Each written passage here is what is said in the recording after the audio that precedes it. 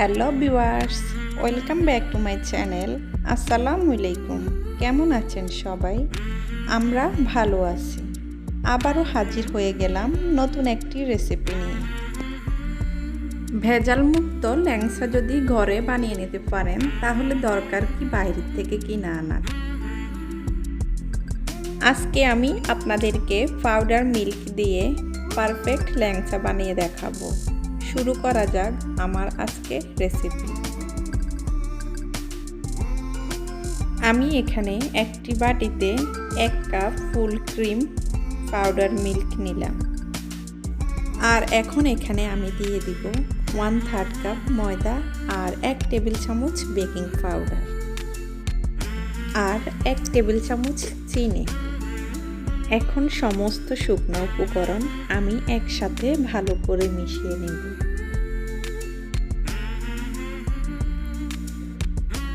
আর এখন এখানে আমি দিয়ে দেব 2 টেবিল চামচ মেল্টেড বাটার। আপনারা চাইলে এখানে বাটারের পরিবর্তে ঘি অথবা রান্না করার রেগুলার তেলও দিতে পারেন। এখন আমি আবারও বাটারের সাথে শুকনো উপকরণ ভালো করে মিশিয়ে নেব।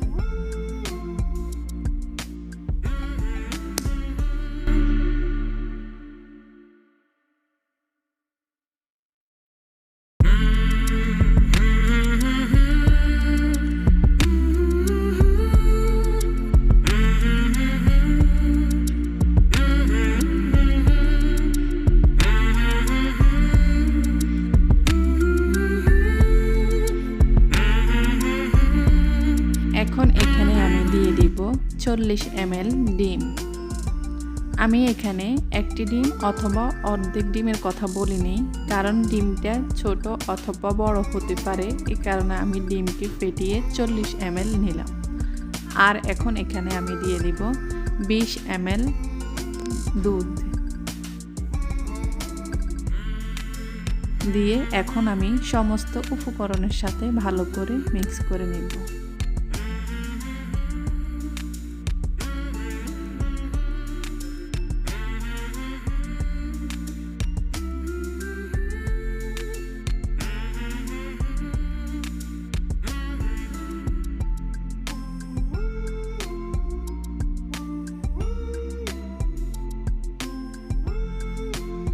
এরকম একটি স্টিকি ডো হবে। এখন আমি এগুলোকে রেখে আমি শিরাটা তৈরি করে নেব। শিরার জন্য একটি প্যানে আমি 1.5 কাপ চিনি দিলাম আর আমি এখানে 3 কাপ পানি দিলাম। শিরাটা একটু পাতলা হবে। আর আমি 2টি এলাচ দিলাম। এখন এগুলোকে আমি 5-6 মিনিট জাল দিয়ে নেব। আমি শিরাটাকে 1 তার অথবা 2 তার করব না, শিরাটা একটু পাতলা হবে। আমার শিরাটা হয়ে গেছে।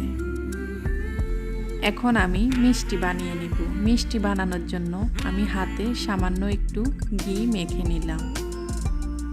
এখন আমি এগুলোকে মিষ্টি শেপে দিয়ে নেব।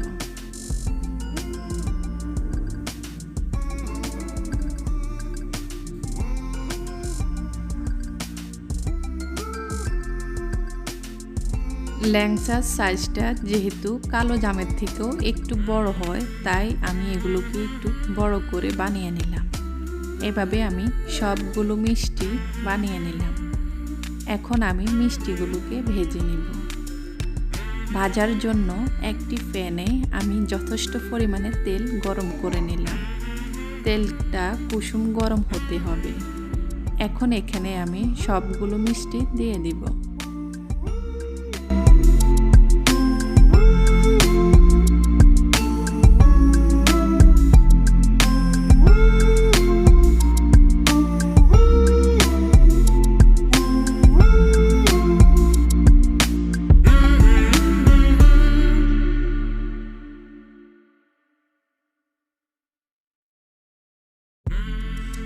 এভাবে আমি সবগুলো মিষ্টি দিয়ে দিলাম। এখন একটা চামচের সাহায্যে আমি মিষ্টিগুলোকে উল্টিয়ে দিব।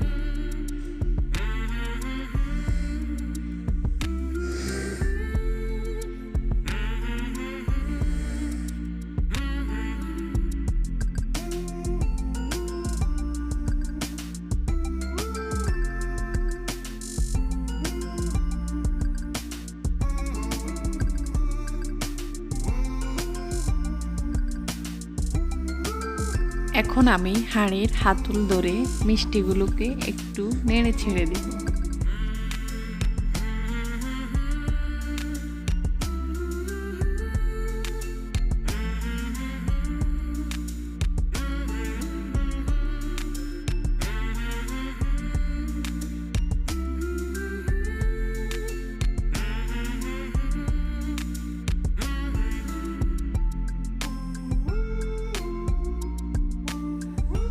এভাবে আমি কিছুক্ষণ পর পর তেলগুলোকে নেড়ে ছেড়ে মিষ্টিগুলো ভালো করে ভেজে নেব।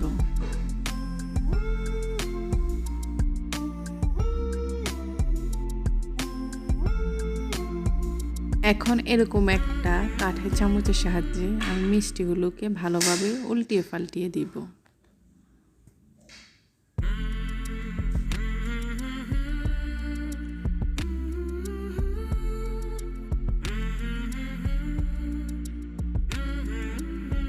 আমার মিষ্টিগুলোতে সুন্দর একটি কালার চলে এসেছে।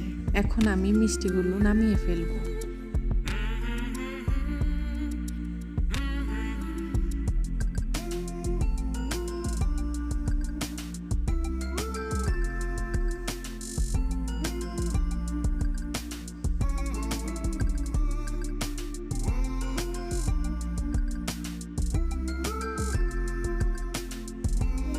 এভাবে আমি সবগুলো মিষ্টি ভেজে নিলাম।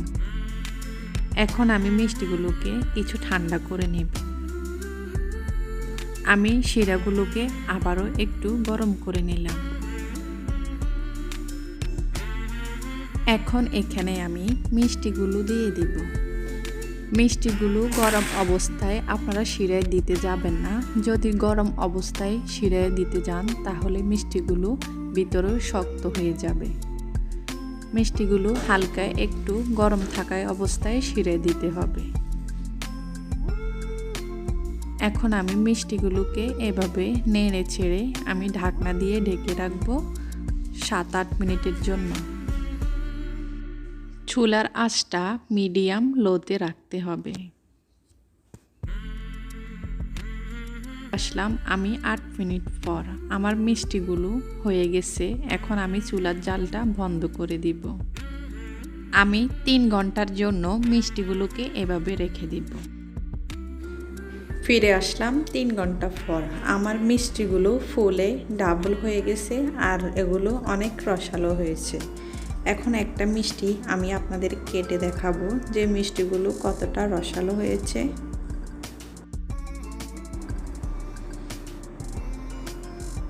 দেখেই নিশ্চয়ই বুঝতে পেরেছেন যে মিষ্টিটা কতটা রসালো হয়েছে।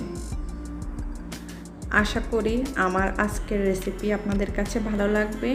যদি ভালো লেগে থাকে সবাই আমার সাথে থাকবেন।